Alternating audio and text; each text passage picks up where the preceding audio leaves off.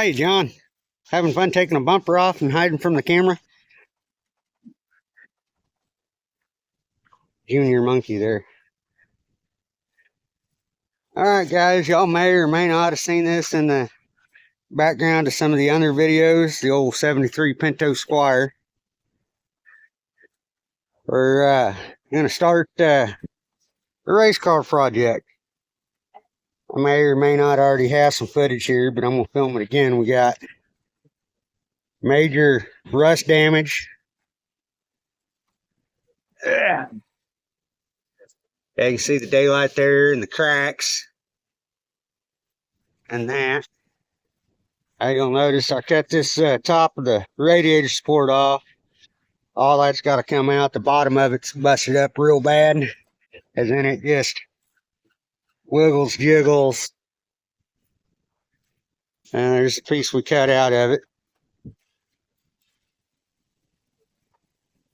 It's busted right here. More rust holes there. Floor pans are gone. The frame rails are intact, which it's a unibody car, which everything structural underneath the car is in good enough shape. You can't see on this side, but floor pans are pretty much gone. Yeah, you can see the daylight there. Floor pans are shot. But we got her drug up here. I tore into it here. Well, here, let's switch the camera. Yeah, this guy needs a beer. But yeah, I tore into this thing a couple years ago, started tearing into it, pulled the fenders and stuff off of it just to see how bad it was, and I got into shit, and it's like, well, I want to build a race car out of it, and it's real rotten, snowball effect, you know. Fuck it, let's build a tube chassis and all this shit I can't afford to do. And, you know, it snowball effect, it's sitting in the back for a few years now. But we ain't gonna get it right. We're just gonna get it running, and sitting on your ass don't finish your project. So we'll try to keep you updated here, yonder, and there on it. Pretty much right now. Here, I'll flip the camera back around. But for now, that 4-cylinder and automatic transmission's coming out, and it's going to be getting a Ford 302. With some twists, we'll get into that later. All the dash is coming out, seats are coming out, everything's coming out. Part of the snowball effects, that's a 440 right there out of a 70 Roadrunner, best I can recollect. What I was told, the numbers consist, it's a 70 model. But all the interior's coming out, headliner's coming out. Like most race cars, this is just going to be a gutted out damn hole. I'm spending money where I have to spend money, which all the structural supports that we're cutting out, going to be cutting out in the front, is, well, that's going to be built back in with the roll cage to keep it solid. Got to redo the floor pans and stuff. Probably going to do some kind of aluminum or something like that. I don't know yet. Figuring it out as I go with what I can find and what I got. Alright, back to bumper removal. Right on the other side of the bumper, he's trying to do this side of the bumper, which he's still just a little feller. They're medium-sized guy. Here, let's get him you want a cheater bar? No, I think I managed to get a budge of this. I just retch up under all that on the other side.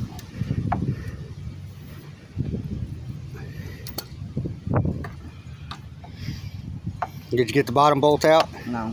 Oh. I was trying to get this one out. Well, you need to try to hold your ratchet straight, bug. That might be kind of hard to do. You might want the extension. Oh, I think I'm getting it. Well, you're getting it. It's just you're at a odd angle on your bolt, and that's making your ratchet harder to turn, I think. Put that on there.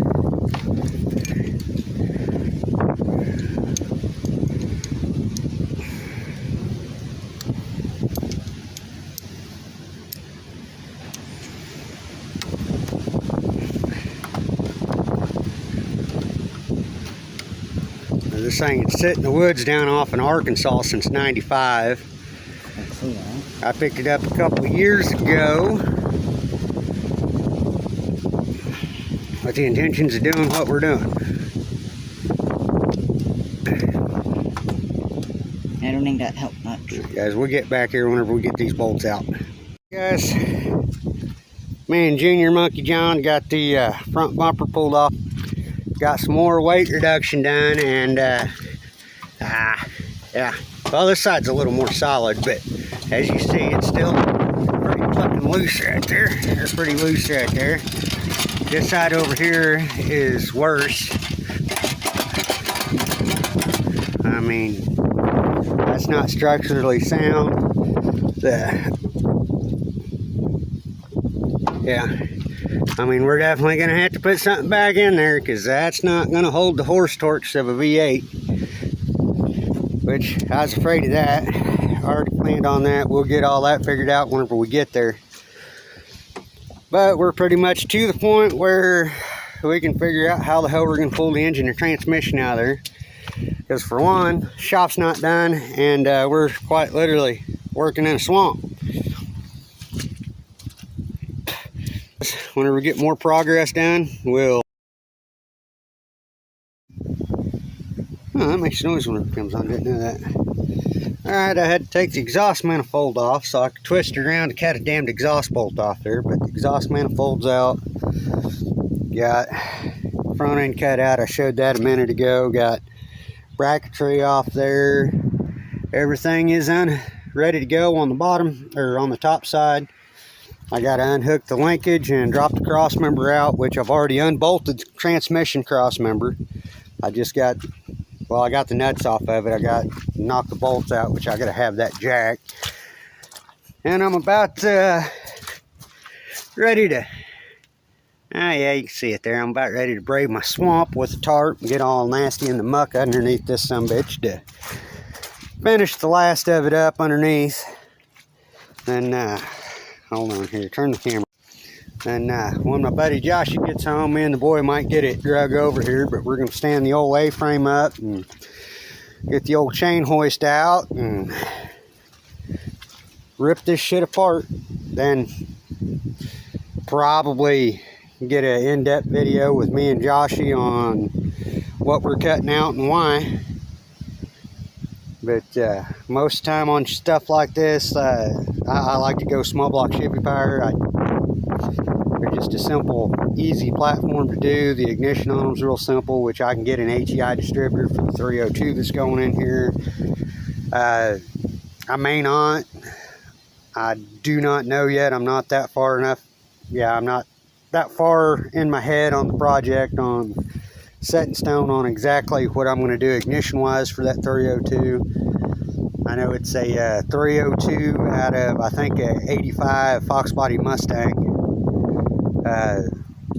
My buddy, I got it off of my buddy Mike. He had it in his 65 F100 backed with a 4-speed. It was pretty healthy, but I'm gonna go through it and freshen it up a little bit. Probably gonna put I got a set of 289 heads that's been redone.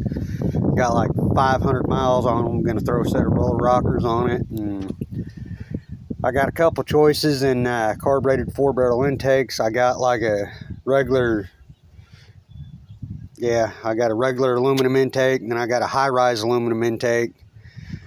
I think the rear end, I pulled it out of a Fox Body Mustang in a junkyard a couple years ago for this project. So it's a 8.8, it's 4-hole. So I'm not going to have to worry about re-drilling nothing or running 2 different wheels. It's gonna match up. I'm pretty sure it's an 8.8, not real sure, but it come out of a 80 model Mustang GT. I think, yeah, it had a 302, and yeah, it had a 302 sitting in it in the junkyard that had a hole in the side of the block. But because I was gonna harvest that engine too, but transmission was gone, hole inside the block. So I've got a couple of the T5s laying around. Eventually, that's what it's gonna get. The T5s I got's out of, well, one of them's out of an 04 Mustang, and the other one's come out of like a 98 or 99. But I harvested the T5s out of a couple of those through a friend of mine that owns Got Junk. He helps me out a little bit here, yonder, and there when stuff like that comes in, and he knows I'm needing it. But all right, guys, I'm going to go ahead and jump off here and figure out what the hell I'm doing. All right, guys, quick update here. The engine and the transmission's out of the old grocery getter here. I didn't think to film anything besides that.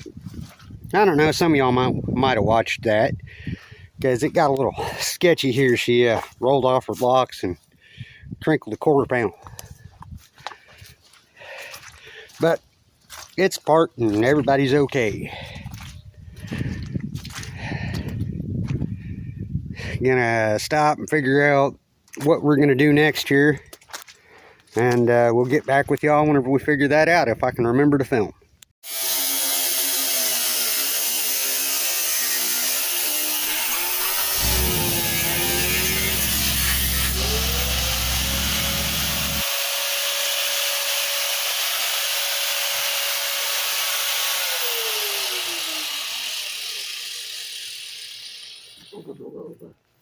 Okay, that's my smoking. Hi. I love you. I love you too, dear.